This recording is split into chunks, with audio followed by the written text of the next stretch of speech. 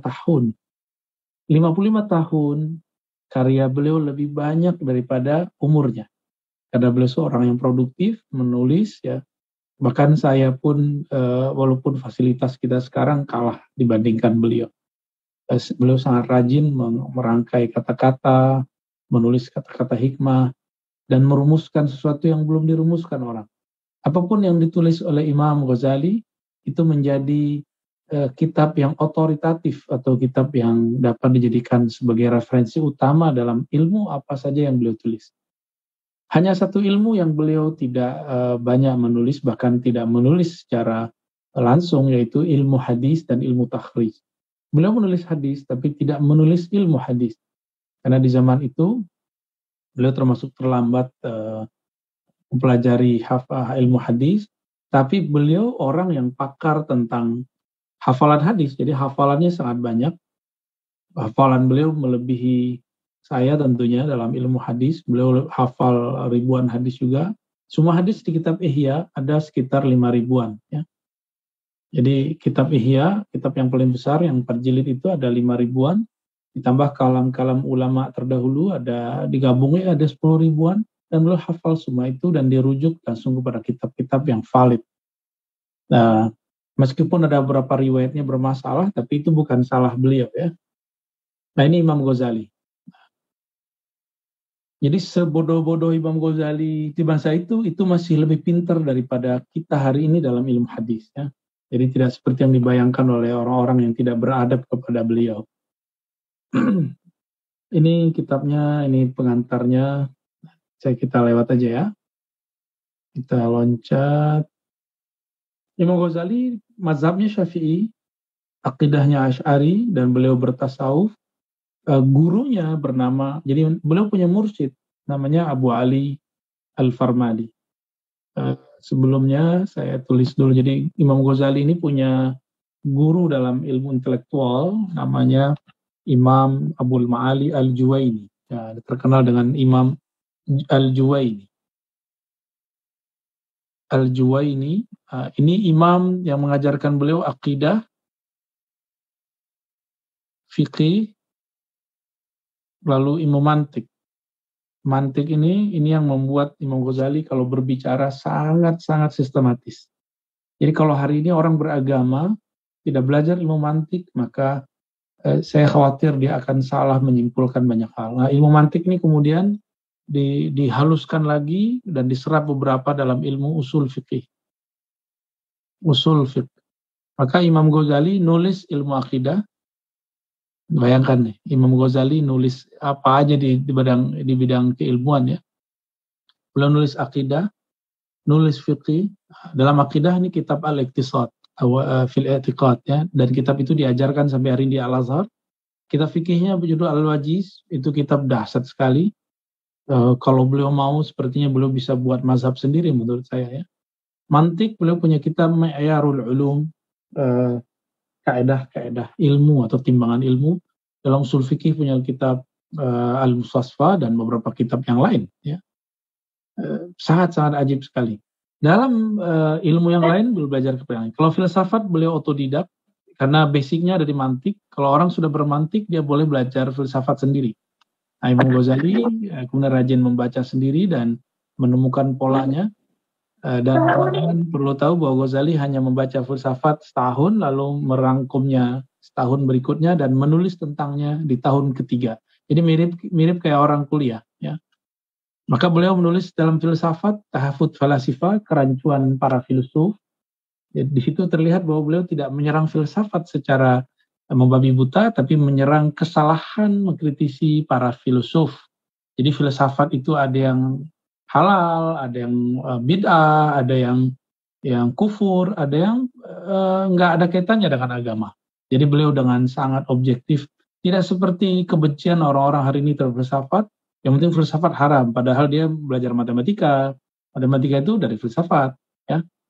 Jadi Imam Ghazali otodidak cuma untuk satu ilmu, yaitu filsafat.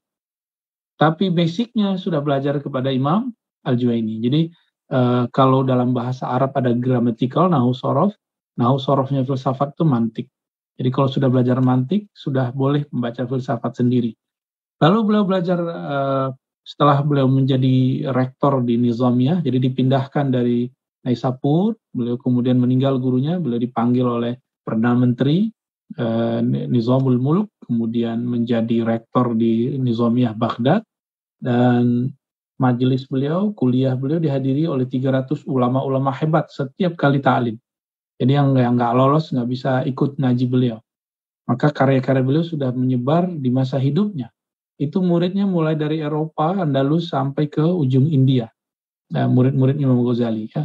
Jadi Baghdad masa itu seperti kota Jakarta di Indonesia, jadi pusat pemerintahan, pusat pendidikan. Walaupun habis ini mau dipindah ke seberang ya. Oke, lalu Imam Ghazali mengalami krisis spiritual, susah berbicara, beliau panik, beliau gelisah, sampai bertemu dengan imam namanya Al-Farmadi. Dari Imam Al-Farmadi beliau belajar tasawuf. Jadi selevel Imam Ghazali masih punya mursyid, guru spiritual. Masa kita nggak punya ya?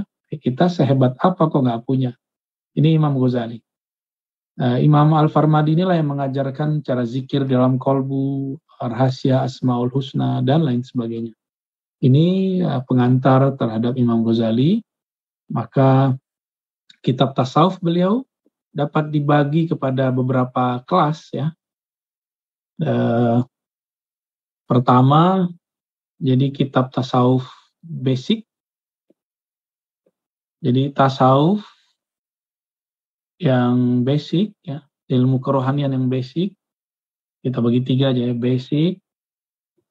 Kemudian ya wasat pertengahan. Lalu ada advan atau para arifin. Basic ini untuk para salik ya, pemula seperti kita semua lah, insya Allah kita masuk pemula. Semoga kita nanti bisa masuk menjadi salik. Ya, ini level 2. Semoga salik inilah yang disebut murid. Kalau mubtadi itu basic itu mubtadi bahasa Arabnya. Semoga-moga jadi murad ya. Arifin itu bahasa Arabnya murad.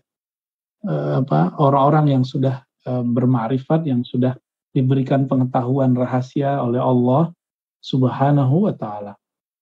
Ya, ini yang paling penting ya.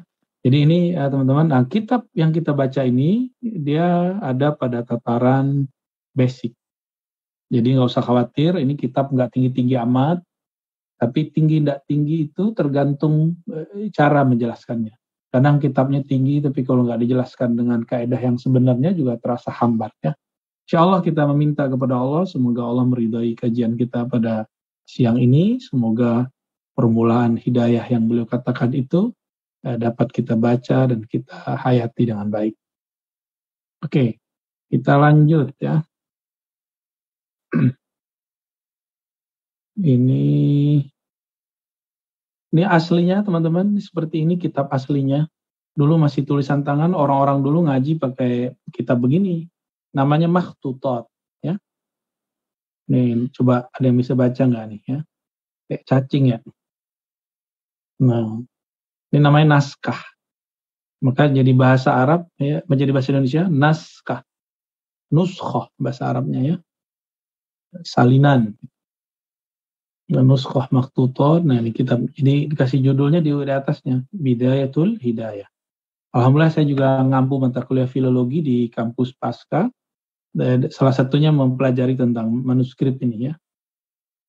Ini kitabnya, kita langsung masuk ke awalnya. Bismillahirrahmanirrahim.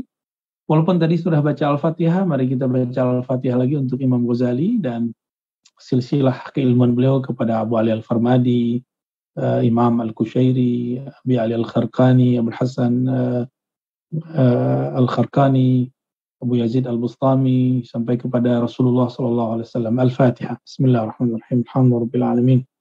Ar-Rahmanir-Rahim. Maliki yaumiddin. Iyyaka na'budu Shiratal ladzina an'amta 'alaihim ghairil maghdubi 'alaihim waladdallin. Semoga Allah membuka hati kita semua. Apa kata beliau? Bismillahirrahmanirrahim. Qul innal huda hudallah. Sesungguhnya petunjuk adalah dari Allah. Alhamdulillahi haqqa hamdi. Pujian bagi Allah dengan pujian yang sebenar-benarnya, yang selayak-layak. Itu namanya haqqa hamdi. Ya. Ya, ada harakatnya. Wassalatu wassalamu ala sayyidina Muhammadin rasulihi wa abdi. Salawat dan salam semoga tercurah kepada Nabi Muhammad, rasulnya dan hambanya, wa ala alihi, kepada keluarganya, zuriatnya dan ashabnya, para sahabatnya min ba'di. Ya. Dahulu salawat itu cukup menyebutkan wa alih. Tapi ketika ada kelompok Rafidhah pencaci sahabat, maka para ulama ahlu sunnah dapat ilham dan mereka berijtihad lalu sepakat menambahkan wa ashabi dan para sahabatnya. Maka kita perbedaan kita bersolawat dengan kelompok Rafidhah, kelompok yang mencaci dan menghina sahabat, adalah dengan menyebutkan nama beliau atau golongan beliau di dalam solawat-solawat kita. Baik. Amma ba'du ini dari asal katanya amma ba'dahu. Adapun kemudian daripada itu, ini untuk memisahkan antara muqaddimah puji-pujian solawat dengan pengantar. Ya. Fa'alam, nah ini uslub dalam bahasa Arab, ketahuilah, ayuhal haris, wahai orang yang sangat berkeinginan, alaktibasil ilm, untuk mencari ilmu. Nah, kita semua termasuk. Jadi beliau lagi berbicara kepada kita semua, wahai orang-orang yang haus kepada ilmu. Al-muzhir min nafsihi sidqar raghbah fi. Wahai sahabatku yang muzhir, yang menunjukkan, menzahirkan, min nafsihi, dari dirinya, sidqar raghbah, kesungguhan raghbah, cinta, fihi, nya kepada ilmu, ya. Wa farta ta'attushi ilaih, dan kelebihan hausmu kepadanya, maksudnya kehausanmu untuk mendapatkan ilmu. Annaka in kunta, bahwasannya engkau, jika engkau taqsidu bi talabil ilm, taqsid bermaksud, bi talabil ilm, dalam menuntut ilmu. Nah, jadi beliau lagi nyindir kita semua, ya. Hati-hati teman-teman, ketika belajar dengan siapapun, jangan berniat untuk beberapa hal ini. Pertama, jika engkau berniat, pertama, yang jelek-jelek ya, munafasah. Munafasah ini untuk bersaing dengan teman, supaya nanti debatnya punya pencapaiannya lebih baik. Mubahah, berbangga-bangga, ya, bangga ikut kajian ini, ikut kajian itu, bangga punya sanad ini, punya sanad itu, bangga pernah ngaji kitab ini, punya kitab itu, bangga punya ijazah dari Syekh Fulan, wa taqaddum, dan taqaddum, ingin show up alal aqran, lebih terlihat lebih alim daripada teman-teman. Aqran, qarin, qiran, ya, teman. Wastimalata wujuhin nas, atau kalau ustadz, untuk menarik perhatian, istimalah, menarik perhatian, wujuhin nas, perhatian wajah-wajah manusia ilaik, supaya dapat pengikut, maksudnya supaya banyak follower, viewer. Nah, ini disindir benar oleh Imam Ghazali. Wa jama'a hutamid dunya, atau ingin mengumpulkan perbendaharaan dunia, kayu-kayu dunia, maksudnya adalah ingin mencari kekayaan dengan ilmu. Apa kata beliau ini bertabuah, berarti ada satu munafasah, bersaing, dua berbangga-bangga, tiga kelihatan lebih keren, ya, di depan orang, yang keempat mencari perhatian, mencari pengikut, viewer, follower, ya, jamaah. Kemudian yang keenam, yang keempat, kelima berarti ya, yang kelima mengumpulkan materi. Apa kata Imam Ghazali? Jika itu niatmu dalam menuntut ilmu, fa anta, maka engkau sa'in, sedang berusaha fi hadbi dinik, dalam menghancurkan agamamu. Jadi hadam itu artinya hancur. Ya, engkau sedang menghancurkan dinmu, agamamu. Wa ihlaki nafsik, dan ihlak sama artinya menghancurkan dirimu sendiri. Wa bai'i akhiratik, dan menukar, menjual akhiratmu dengan mengambil duniamu. Nah ini kata Imam Ghazali. Jadi teman-teman, ini baru awal pembukaan kitab, kita langsung ditampar-tampar. Saya ditampar-tampar, teman-teman ditampar-tampar. Tapi tamparannya tamparan yang indah sekali. Kita semuanya tidak ada yang tersinggung lalu ngambek, enggak. Kita tersinggung tapi kita menerima. Ini hebatnya kekuatan kata-kata dari Imam Ghazali. Ini silakan kalau nggak sempat di screenshot aja atau langsung ditulis ya. Jadi ternyata di zaman Imam Ghazali termasuk dirinya sendiri sempat tergoda ketika belajar satu ilmu untuk 5 hal ini. Dan sampai kiamat nanti ini akan terjadi. Cuma beda formulasinya. Dulu tidak ada sosial media. Sekarang ada sosial media. Ternyata di sosial media lebih dahsyat lagi. Apalagi sekarang ketika YouTube itu ada monetisnya, wah itu godaannya sangat dahsyat bagi para penuntut ilmu dan pengajar ilmu. Kadang-kadang belum matang sudah buat kajian, kadang-kadang belum mantap sudah berani debat orang alim. Ya, na'udzubillah min dzalik. Niatnya sudah nggak benar, niatnya mubahah, niatnya berbangga-bangga. Dan ternyata dalam hadis Nabi dikatakan orang seperti ini lam yashum raihatal jannah, tidak akan dapat mencium bau surga. Ya, na'udzubillah min dzalik. Oke, teman-teman, ini baru halaman pertama ya. Harapan pertama, beliau mengajak kita supaya membersihkan tujuan saat belajar agama. Baik, kita lanjut.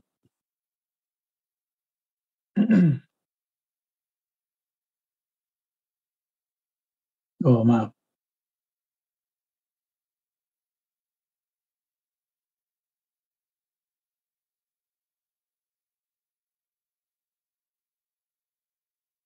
Ini kalau pakai kitab begini nih, wah kitab PDF ya.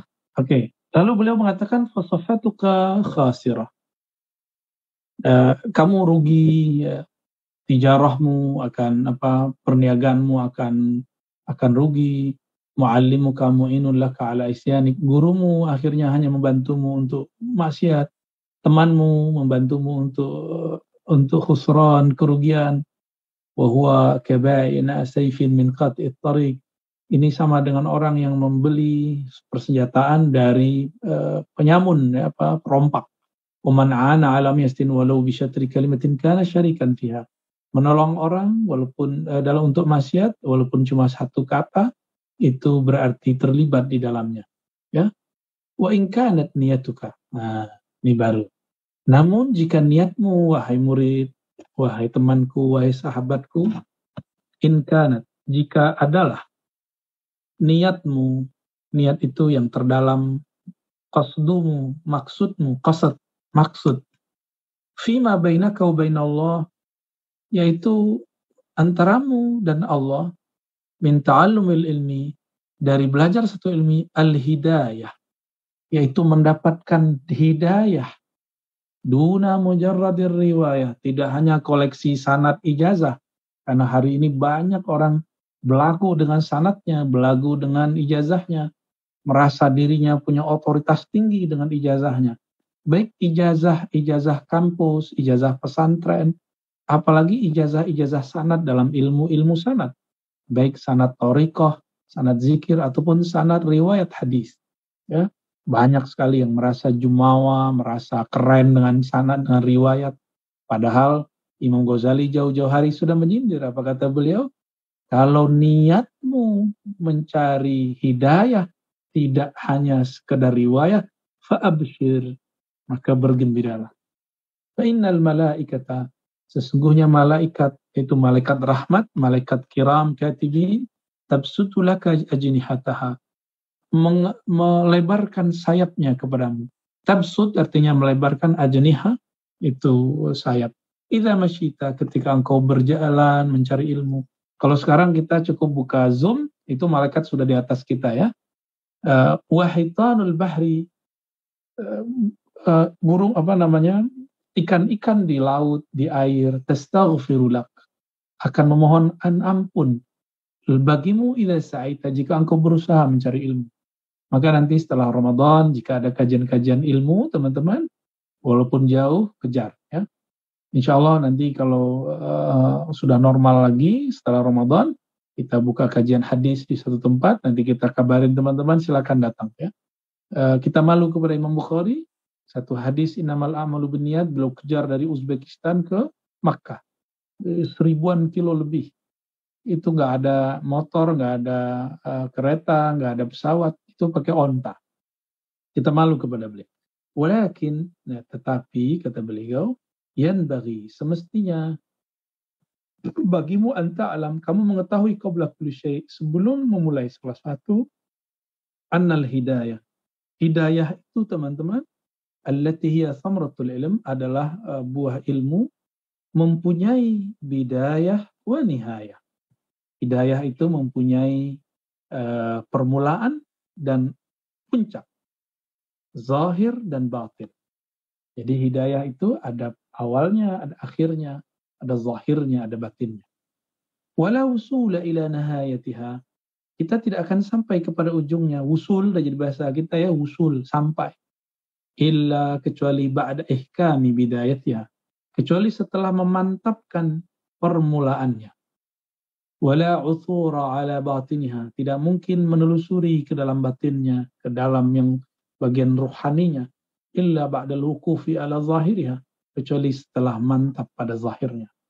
Lalu beliau mengatakan, waha ana, inilah aku musyirun alaik, akan memberikan isyarat kepadamu, petunjuk bagimu, manakah yang disebut bidayatul hidayah, permulaan hidayah. Litujarriba fiha nafsak, ya, supaya engkau langsung mencoba dirimu dan menguji kolbu. Ini kata Ghazali. Jadi beliau ingin mengatakan, jika niatmu benar-benar mencari hidayah, ketahuilah hidayah itu mempunyai permulaan dan mempunyai akhiran, mempunyai zahir dan batin. Untuk sampai kepada akhir tentu kita mulai dari awal, ya. Begitu kata beliau, ya. Lalu beliau mengatakan, fa in sadafta qalbak ilaiha ma'ila, jika hatimu cenderung kepadanya, wa nafsaka biha mutawi'ah wa laha qabilah fadunaka wa tatallu ila nihayat. Kalau kamu sudah faham, kamu jangan berpikir sampai di ujung dulu, ya. Wa taghalghul fi bila biharil ulum, lalu kamu tergoda untuk ke lautan ilmu dan mukasyafat. Tunggu dulu. Jadi kadang-kadang kita belum apa-apa udah pengen sakti, udah pengen bisa kasyaf, udah pengen bisa baca hati orang. Ya, ini tidak diperkenankan. Tapi ambillah dari basicnya. Ini perkataan Imam Ghazali. Wa in sadafta qalbak inda mu'akhadha iyyah biha musawwifan wa lam muqtadaha mumatilan fa'lam nafsaka ma'ila ila talab ilm. Jika kamu merasa tertarik dengan ini, jika kamu merasa tertarik dengan ilmu-ilmu mukasyafah, pengen sakti, pengen bisa menyembuhkan orang cepat, Lailatul Qadar biar bisa jadi dukun, ya. Berarti di dalam dirimu ada an-nafs al-ammarah bisu, ya. Cuma modus belajar ilmu tapi ujungnya ammarah. Teman-teman, ammarah itu beda dengan amarah. Ammarah itu bahasa Arab, ya. Dari kata ammara, ya, amira yang memerintahkan, amarah yang memerintahkan, tapi dia memerintahkan bisu, dengan keburukan.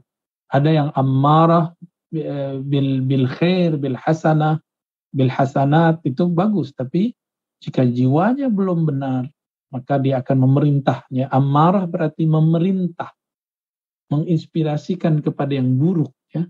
Wa qad intahadat muti'atan li syaitan, maka dia bangkit akan menaati syaitan. Nah, ini banyak terjadi sekarang, ya.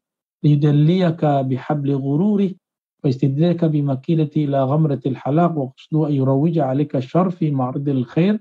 Maksud syaitan sederhana, kamu ada bergelimang dengan kebaikan, tapi kamu sedang diseret dalam kebaikan itu, ujungnya keburukan. Hanya jadi modus, dan itu Masya Allah banyak sekali terjadi di masa beliau, apalagi di zaman kita sekarang. Lalu ada sebuah hadis yang beliau sebutkan, ya, man izdada ilman wa lam yazdad huda lam yazdad minallahi illa bu'da.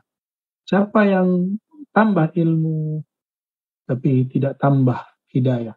Teman-teman, ilmu itu masuk ke pikiran, akal, hudan itu masuk ke qalbu. siapa yang nambah ilmu tapi tidak tambah kaya qalbunya, lam yazdad minallahi illa bu'da. Maka ilmunya hanya menjauhkan dia. Tambah sombong, tambah iri dengki, ya. Maka dalam Al-Qur'an, dalam hadis itu teman-teman, ini berbahaya juga ya. Kalau kita mengerti, tapi jangan membuat kita takut jadi orang alim. Yang salah satu yang berat disiksa pada hari kiamat itu adalah orang-orang yang alim tapi tidak bermanfaat ilmunya. Itu ada di dalam Tirmizi yang semakna ya. Inna asyaddan nas. Orang yang paling berat azaban disiksa pada hari kiamat, alimun, orang alim, lam yanfa'ahu Allah bi ilmi, yang tidak bermanfaat ilmunya, baik di saat dia taat ataupun dia terjebak maksiat. Ketika dia taat, dia merasa sombong dengan taatannya. Ketika dia pintar, dia merasa bangga dengan kepintarannya. Atau ketika dia bermaksiat, terjebak maksiat, dia putus asa kepada Allah. Berarti ilmunya tidak bermanfaat. Ya. Lalu Nabi mengatakan, merekalah orang yang paling berat di azab hari kiamat. Nauzubillah min dzalik, doakan saya, kita semua semoga kita terjaga daripada semua itu ya, semua siksaan itu. Semoga ilmu yang Allah berikan kepada kita semua justru membuat orang yang paling tinggi nanti di surga. Amin. Ya, tentunya di bawah Rasulullah. Dalam hadis berikutnya, ya, hadis yang sahih, Nabi SAW mengatakan, marartu lailata usriya bi ila sama. Aku diperjalankan pada malam Isra ke langit. Lalu aku melihat aqwam, beberapa kaum, tuqarradu shifahuhum bimaqarid minan nar, bimaqarida minan nar. Mulut mereka digergaji dari gergaji api neraka. Faqultu man antum? Lalu aku bertanya, kata Rasulullah, kalian siapa? Faqalu kunna na'mur bil khair wa la na'ti. Kami mengajak orang untuk zikir, kami enggak zikir. Kami mengajak orang bersihin hati, kami tidak bersihin hati. Kami ngajak orang qiyamul lail, kami tidak qiyamul lail. Kami ngajak orang untuk ilmu, tapi kami tidak menambah ilmu. Ya, wa nanha 'anil syarr wa na'ti. Kami melarang dari keburukan, tapi justru kami mendatanginya dan tidak bertobat. Gitu maksudnya ya. Kalau bertobat, insya Allah Allah kemudian ampuni juga. Fa'iyyaka ya miskin. Nah ini usul bahasa Arab teman-teman. Orang Arab tuh biasa ngomong kepada orang-orang yang payah, yang belum ada apa-apalah ya. Fa'iyyaka, maka jauhilah wahai orang yang payah, wahai orang yang miskin gitu. Antud'ina litazwirihi wa tatadalla bihabli ghururi. Ya, hati-hatilah daripada tipu daya itu atau jebakan-jebakan Batman di sini ya. Banyak sekali. Maka teman-teman jangan tertarik dulu dengan simbol-simbol keilmuan, belum tentu itu mendatangkan ke sana. Syarat ilmu itu berkah ketika dia diamalkan aja, itu sederhananya begitu. Fawailul lil jahil. Nah, tadi orang alim bisa masalah. Jangan senang dulu, kan banyak orang-orang yang ngomong gini, kalau orang alim gitu ya, berat ya.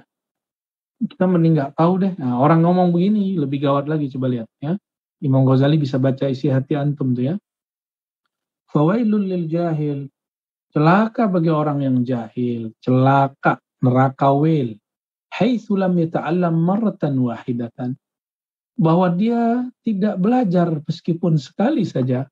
Wawailul lil alim, ya, tetap saja celaka ya. Namun kalau celakanya orang alim 1000 kali. Karena dia lam ya'mal, tidak beramal dengan ilmunya ya. Wa alam rahimakallah, ketahuilah semoga Allah merahmatimu, annan nas fi talabil ilmi ala salasti ahwal. Ada beberapa kondisi manusia dalam belajar ya. Sebentar, jam berapa? Masih ada waktu ya. Rajulun talabal ilma, jadi tipe-tipe orang jadi santri atau belajar ilmu. Beliau menyebutkan ada 3. Jadi Imam Ghazali ini suka memberikan polarisasi, pembagian-pembagian ya, supaya kita bisa memahami dengan baik dan kita bisa berkaca kita bagian yang mana. Pertama, orang yang belajar ilmu untuk akhirat. Ini saya ringkas saja ya. Belajar ilmu untuk akhirat ini yang pertama. Silakan ditulis teman-teman ya. Dan yang kedua, nah orang yang pertama ini disebut faizin, yang kita nanti akan baca kalau akhir Ramadan, minal faizin minal aidin wal faizin. Faizin artinya orang yang mendapatkan keberuntungan dunia akhirat, ya. Dan yang kedua, rajulun talabuhu liyasta'ina bihi ala hayatihi al-ajilah, ya. Orang yang belajar ilmu untuk dapat kerjaan, untuk dapat duit, untuk dapat kewibawaan, dapat marwah, ya, mendapatkan kemuliaan, ya. Dia sebenarnya merasakan di hatinya agak nggak nyaman, tapi apa boleh buat, tuntutan hidup, kira-kira begitu. Orang-orang begini yang disebut mukhatirin, yang dikhawatirkan. Di dalam hatinya penuh berkecamuk. Namun masih ada harapan untuk bisa menjadi yang pertama, ya. Maka anak-anak kita kalau kita sekolahkan atau kita yang sedang sekolah, kuliah, jangan berniat mau mendapat kerjaan. Berniat itu cukup ingin menuntut ilmu, dan ilmu ini adalah salah satu sifat Allah Subhanahu wa taala. Yang ketiga ini lebih bahaya lagi. Beliau kemudian menyebutkan kalau yang kedua itu tobat masih bisa diterima, masih sangat mungkin.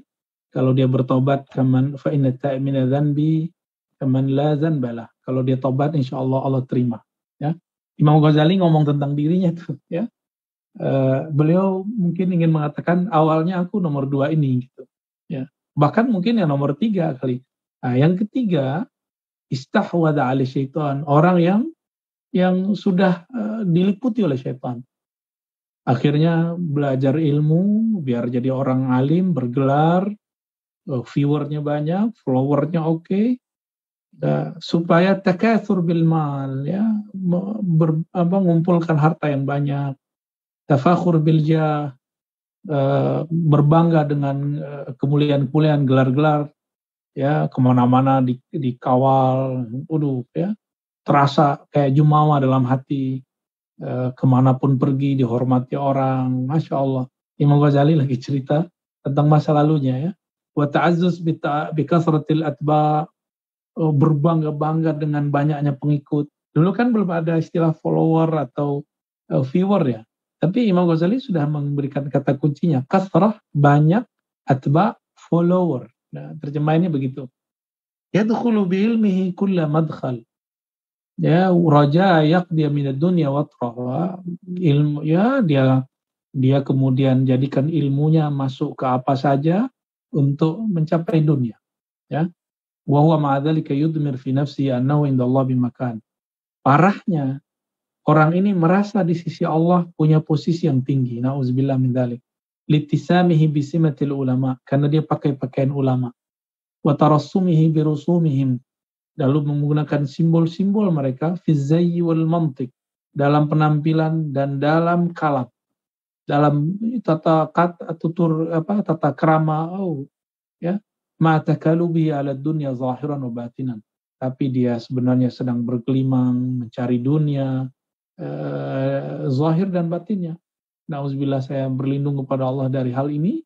Jangan sampai kita semua, termasuk saya sendiri, yang mengajari ilmu ini, semoga Allah jauhkan dari golongan pertama dan kedua. Ya, semoga kita masuk yang pertama. Kata beliau, ini kelompok yang nomor 3, halikin. Ini orang yang binasa. Wa minal hamqal maghrurin. Hamqa, bukan hamka, ya. Hamqa, orang yang bodoh. Maghrurin, yang tertipu. Idzir raja munqati'un an taubatih. Karena dia nggak mungkin tobat, karena dia merasa dirinya sudah benar, merasa dirinya sudah panitia kebenaran, ya. Wa huwa ghafilun an qaulillah. Dia lupa kepada kalam Allah. Ya ayyuhallazina amanu lima taquluna ma la taf'alun. Wahai orang-orang yang beriman, kenapa kamu mengatakan yang kamu tidak lakukan, ya. Semoga kita tidak termasuk golongan yang ini, ya. Ini yang bikin saya sebenarnya agak takut ngajar, ya. Sampai sekarang itu kenapa setiap kali mau ngajar saya baca Al-Fatihah, itu untuk menenangkan hati, berdoa kepada Allah, semoga Allah menjadikan kita golongan yang pertama, ya. Lalu beliau mengatakan, ya, wa huwa mimman qal, orang-orang seperti ini. Jadi yang nomor 2 dan nomor 3 itu, teman-teman, terutama nomor 3, itulah yang disebut ulama usu, ya. Ini dia, ana min ghairid dajjal akhafu alaikum. Aku, kata Rasulullah, bukan dajjal yang aku khawatirkan. Yang aku khawatirkan kepada kamu ulama yang su.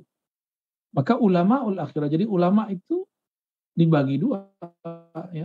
Jadi Imam Ghazali ini dituduh jahat oleh beberapa kelompok anti tasawuf, anti aswaja, yang katanya Ghazali ini kurang ajar, membagi-bagi ulama. Ulama itu ya semuanya baik gitu. Mereka nggak mengerti ternyata ada hadis ini. Ya.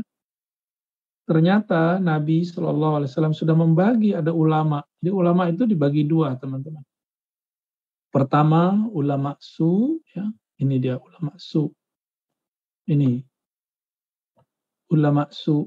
Apa ulama su? Dia menggunakan agama untuk membeli dunia. Baik dalam pergerakan politik atau dalam retorika apapun, ya. Untuk berkuasa sama, ya. Jadi ulama su ini bukan masalah partainya apa, kecenderungannya mana. Nah, dan yang kedua ulamaul akhirah. Ulamaul akhirah. Ulama akhirat. Siapa yang disebut ulama akhirat? Orang yang kenal Allah. Orang yang punya ilmu tentang Allah. Kalau sudah kenal Allah, pasti dia tidak mengejar dunia. Walaupun dunia ada di tangannya, yang dia kejar hanyalah Allah. Semoga kita termasuk orang-orang yang di barisan ulama akhirat atau yang belajar kepada ulama-ulama akhirat. Dan ulama akhirat itu, teman-teman, tidak ada urusannya dengan lagi-lagi partai politik, pergerakan apapun. Mereka akan ada di semua lini. Ya. Intinya bukan partainya apa, pilihannya apa, coblosannya apa, tapi intinya di kolbunya dia cenderung kemana. Ya. Wa hadza li'anna ad-dajjal ghayatuhu al-idlal. Kenapa ulama su lebih berbahaya?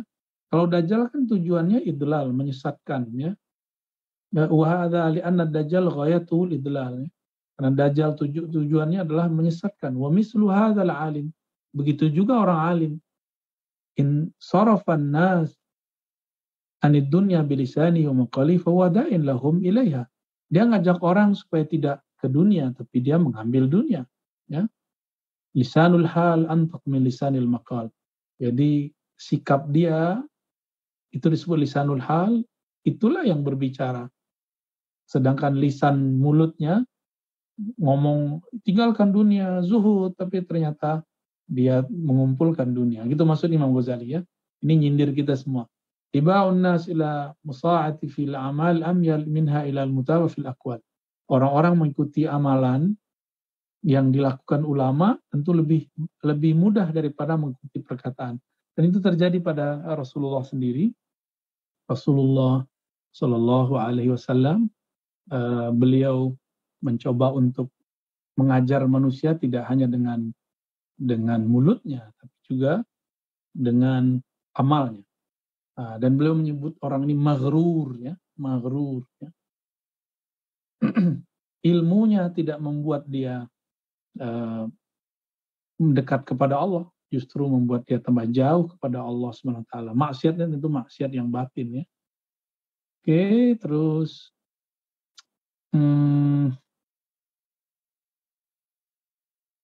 lalu beliau menyebutkan, nah ini bagian ujung. Jadi kitabnya sudah sampai di bagian ujung, pengantar, mungkin sampai di sini aja kajian kita. Fa in qulta, jika engkau berkata, ya. Fama bidayatul hidayah. Apa awal dari hidayah supaya aku melewatinya? Beliau menjawab, hidayahnya, permulaan dari hidayah adalah zahirnya takwa.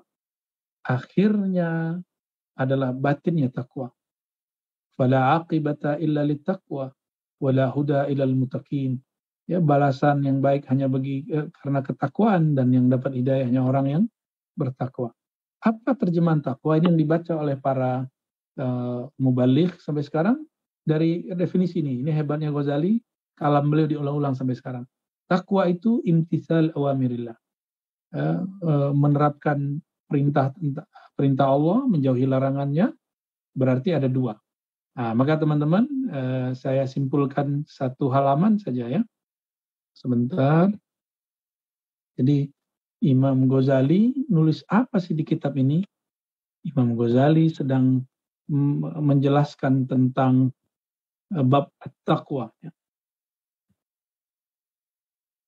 Jadi beliau mengatakan permulaan daripada hidayah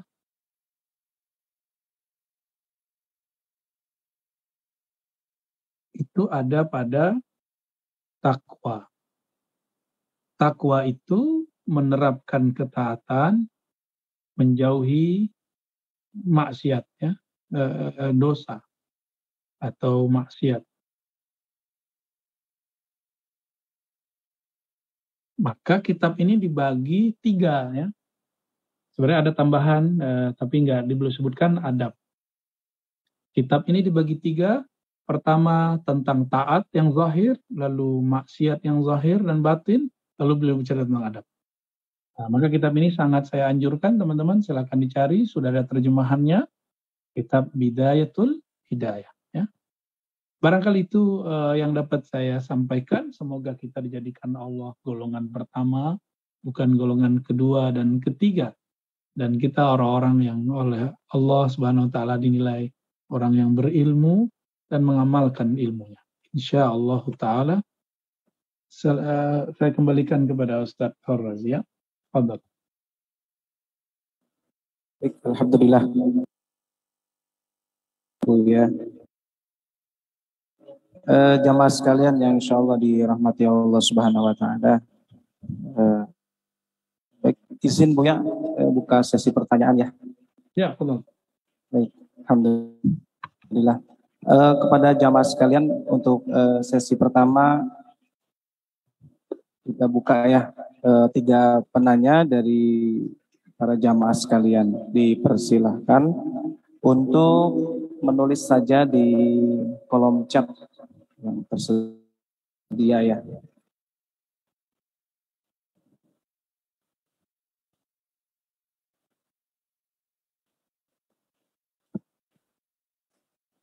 Bisa diikuti, ya, penjelasannya?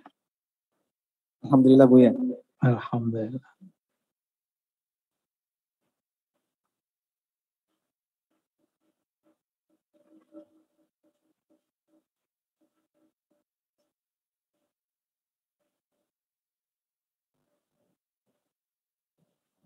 Ya.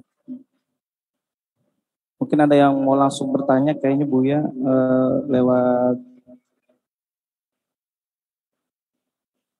Ya boleh, tapi biar efektif baca yang ada aja, yang tertulisnya itu lebih cepat biasanya. Baik, terserah antum Ustaz. Tafadhal. Ala ma tasha, ala rahatik. Alhamdulillah, ini ada dari Ibu Suci Raharjo mengucapkan selamat milad, Bu, ya. Itu usah dibacain. Alhamdulillah, Masya Allah. Selamat milad, Bu, ya. Insyaallah berkah selalu. Ya. Syukran. Dari Ustadz Imran, Bu, ya. Izin bertanya Ustadz, Bu, ya, bagaimana cara kita mencari seorang guru yang dapat membimbing kita? Yang pertama. Cara mencari guru, pertama ikuti saja panduan dari Imam Ghazali. Bagi Imam Ghazali, guru itu adalah orang-orang yang pakar di bidangnya. Jadi jangan salah berguru. Kita mau bertanya tasawuf, jangan tanya ke ahli fikih. Ini banyak kawan saya bertanya tentang tarekat, nanyanya ke salafi. Ya dibid'ahkan pastinya, dianggap zindik.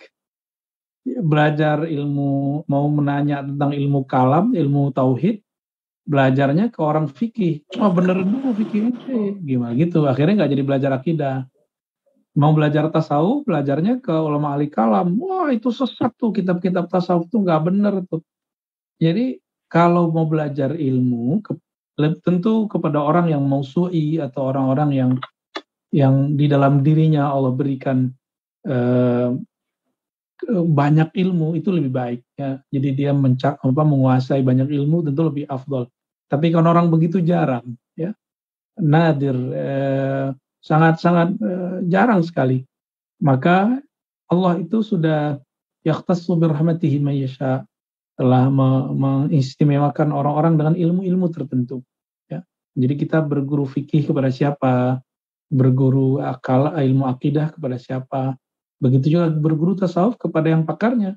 Jadi jangan nanya hal-hal yang tidak dikuasai oleh orang itu sehingga malah menjadi masalah. Ya.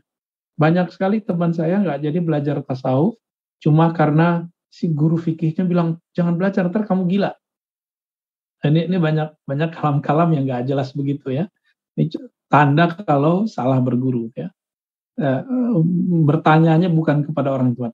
Sedangkan Allah mengatakan fas'alu ahlal dzikri. Tanyalah orang ahli ilmu, jangan kepada yang tidak ahli ketika kamu menanyakan suatu persoalan. Wallahu a'lam bishawab. Baik, alhamdulillah. Untuk pertanyaan selanjutnya, Buya, ini terkait malam terakhir di bulan suci Ramadan. Dari Saudara Hasya. Assalamualaikum warahmatullahi wabarakatuh. Izin bertanya, Buya, kapan ya kira-kira prediksi malam Lailatul Qadar? Tahun lalu prediksi Buya saya rasa pas malam tanggal 27 dan tanggal 29. Jazakumullah khair, Buya. Tafadhal, Buya. Kalau tahun ini agak unik karena permulaan Ramadannya di negeri kita agak unik, ada yang hari Sabtu, ada yang hari Ahad ya. Jadi kalau sudah malam 25 itu teman-teman 25 26 udah bablas saja sampai akhir.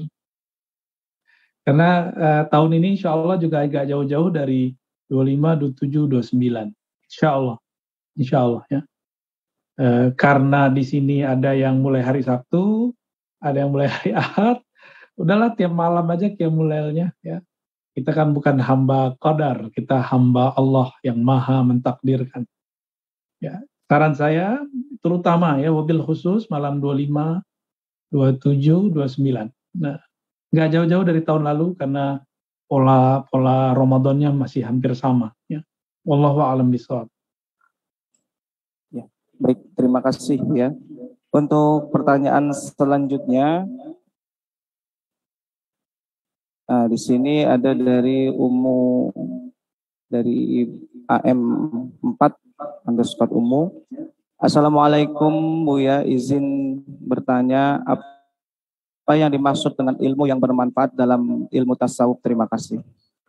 Ilmu bermanfaat bahkan dalam semua ilmu adalah ilmu yang aplikatif.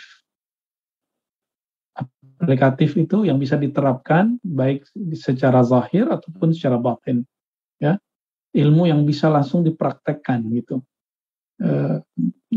Baik secara zahir ataupun batin. Jadi misalnya kita punya masalah di amal kolbu, kita bisa langsung menerapkan pada kolbu. Kita punya masalah ada kejahilan di dalam diri, dengan ilmu itu terbukalah sehingga yang tadinya ada kejahilan menjadi terang dengan keilmuan.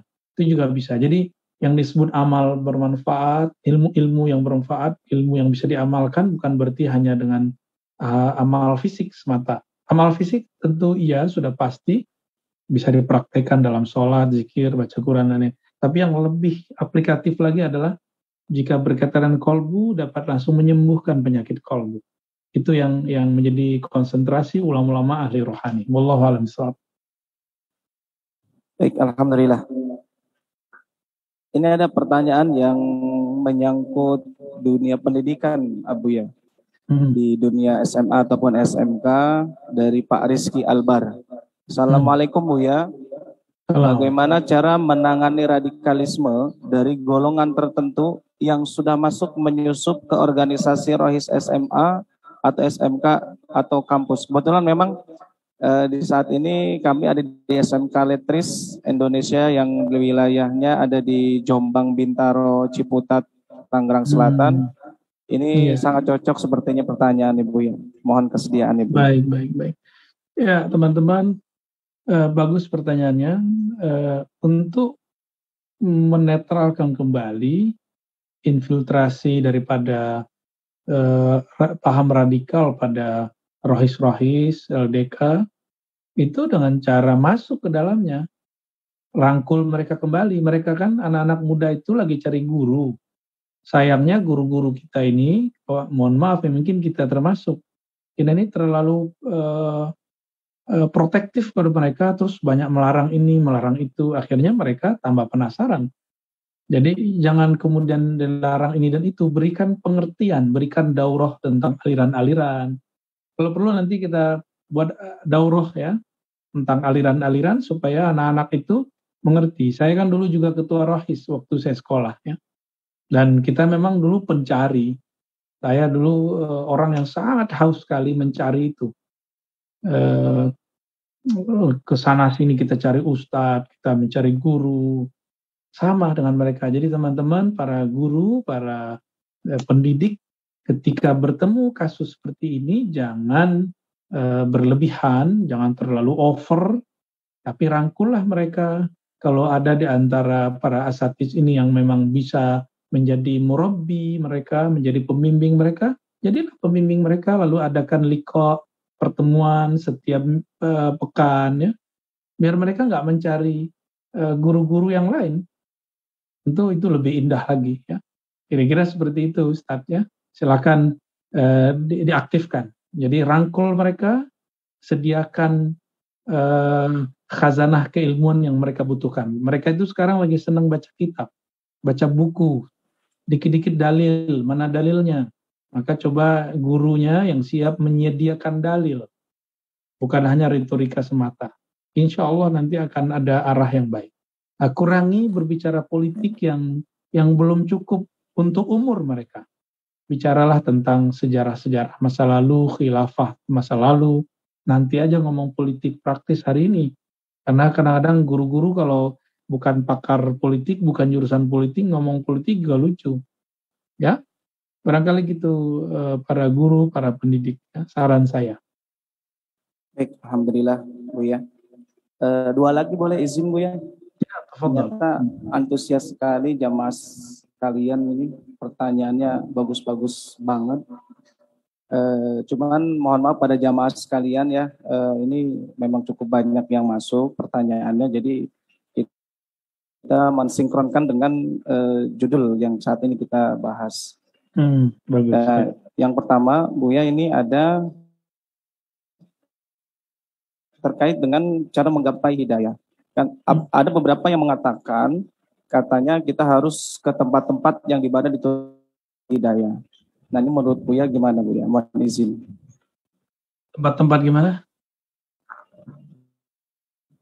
Ya, ada yang mengatakan kalau untuk kita mendapatkan hidayah itu kita harus ke tempat-tempat di mana diturunkannya hidayah gitu, seperti rumah Allah, masjid, musola, seperti itu Buya. Menurut Buya gimana? Salah paham itu namanya. Oke ya teman-teman. Imam ahli hadis, ahli zikir, ahli kolbu, namanya Imam Suhrawardi. Beliau merumuskan perbedaan antara ilmu dan hidayah. Ya. Ilmu itu ke akal. Kalau hidayah masuk ke kolbu. Jadi bukan di masjid turunnya. Bukan di sekolah juga. Tapi kalau orang di masjid, dia bawa kolbunya ke masjid, dia dapat hidayah. Kita jangan heran, orang kalau ke masjid nggak bawa kolbu, jadi ria. Jadi suka debat, nyalain orang, jadi juri. Kalau dia cuma bawa akal, kerjanya nanti debat. Ini debat, mana dalilnya, nanya mulu ya. Lama-lama nanti ya merasa paling benar. Ini kalau orang cuma dengan akal. Tapi kalau dengan kolbu, dia nggak suka debat. Dia nggak suka nantang mana dalilnya. Dia nggak akan merasa paling benar. Gitu. Kalau pakai kolbu. Nah, kolbu inilah yang menjadi wadah nur atau hidayah dari Allah SWT. Jadi jangan heran, banyak orang berilmu tapi tidak dapat hidayah. Hatta sekelas ustadz sekalipun. Ya. Wallahu a'lam bishawab. Baik, alhamdulillah Buya. Izin pertanyaan terakhir ya pada jamaah sekalian. Ini yang berkaitan dengan tema pada kesempatan sore hari ini. Dari Saudara Nazwar Hamdan. Assalamualaikum Buya, selamat milad Buya. Mohon izin bertanya, bagaimana upaya kita mendapatkan hidayah? Sama kayak tadi ya, upaya mendapatkan hidayah, teman-teman, sahabat-sahabat semua, dengan cara kita datang kepada ahlinya, karena hidayah itu masuk ke dalam kolbu, maka bergaullah, bersuhbahlah dengan ahli kolbu, ya, bersuhbahlah, bergurulah kepada ahli kolbu. Jangan hanya berguru kepada ahli ilmu semata, karena bagi saya orang ahli kolbu itulah yang sebenarnya berilmu. Yang dikatakan dalam Al-Quran, innama yakhshallaha min ibadil ulama, surat Fatir ayat 28, yang benar-benar takut kepada Allah itu hanyalah ulama. Maka yang disebut ulama ahlullah, ulama akhirat, itu bukan ulama yang partainya ABCD, pilihan presidennya ini, bukan. Ulama ul akhirah, ulama yang kenal Allah, dia takut kepada Allah subhanahu wa ta'ala, dia mengenal jalan-jalan kepada Allah. Nah, ulama seperti ini yang kita ikutin ya. Insya Allah pasti dapat hidayah. Wallahu a'lam bishawab. Baik, alhamdulillah, syukran katsir Buya atas jawaban daripada pertanyaan teman-teman semua, ikhwan fillah.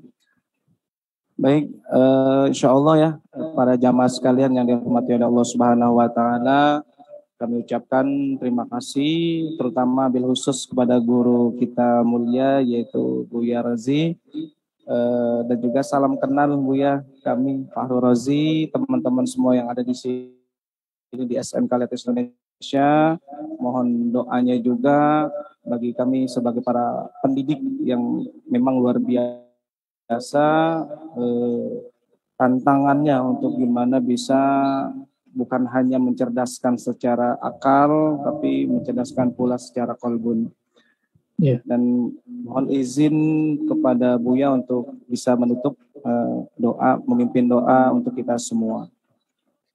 Baik teman-teman semua, sahabat-sahabat, terutama para guru dan adinda-adinda para siswa dan jamaah-jamaah dimanapun berada, mari kita memohon kepada Allah dengan keberkahan surat Al-Fatihah. A'udzubillahi minasyaitonir rajim. Bismillahirrahmanirrahim. Alhamdulillahirabbil alamin. Iyyaka na'budu wa iyyaka nasta'in. Shiratal ladzina an'amta 'alaihim ghairil maghdubi 'alaihim waladdallin. Allahumma ya Rahmanir Rahim ya Karim ya Hadi, ihdina ila siratikal mustaqim. Ya Allah, wahai yang maha memberi petunjuk, tunjukkanlah kami jalan Nabi-Mu. Wa shalli ala sayyidina Muhammadin al-hadi ila siratik. Ya Allah, sampaikan salam kami, salam harapan kami, cinta kami kepada Nabi Muhammad yang membawa petunjuk jalan menuju Engkau. Allahumma ya hadi ihdina wahdi ahalina wahdi al-muslimin wahdi an-nas ajma'in. Ya Allah, berilah kami hidayah kawan-kawan kami sesama yang beriman ataupun siapapun yang sedang mencarinya. Allahumma ya muqallibal qulub ya musarrifal qulub sarrif qulubana ila ahsanil ahwal. Ya Allah yang menggerakkan hati kami, gerakkan hati kami menuju jalan Engkau. Dekatkan kami kepada orang-orang yang mengenal Engkau dan berikan kami ilmu yang menghantarkan kami kepada hidayah kepadamu. Ya Allah, jadikan kami golongan yang mempelajari ilmu hanya karena ingin mendapat ridha-Mu, bukan orang-orang yang menjual agama dengan dunia, menjual ilmunya untuk kemewahan-kemewahan dunia, untuk kepentingan perkekuasaan ataupun politik duniawi. Allahumma ya Rahman ya Rahim ya Karim ya Azim ya Sattar, Engkau maha tahu ya Allah apa yang ada dalam hati kami. Ya aliman bidzati sudur, Engkau maha tahu apa yang tergores di hati kami. Engkau maha mengetahui semua aib kami. Fasturna bi jamalika ya jamil, maka tutuplah aib-aib kami ya Allah di hadapan-Mu, sehingga saat Engkau memandang kami tiada lagi aib dalam diri kami. Ya Allah, Rabbana atina fid dunya hasanah wa fil akhirati hasanah wa qina adzabannar. Warhamna warham umara'ana warham ulama'ana warham muallimina wa muta'allimin bi rahmatika ya arhamar rahimin walhamdulillahi rabbil alamin. Mohon izin semuanya. Assalamualaikum warahmatullahi wabarakatuh.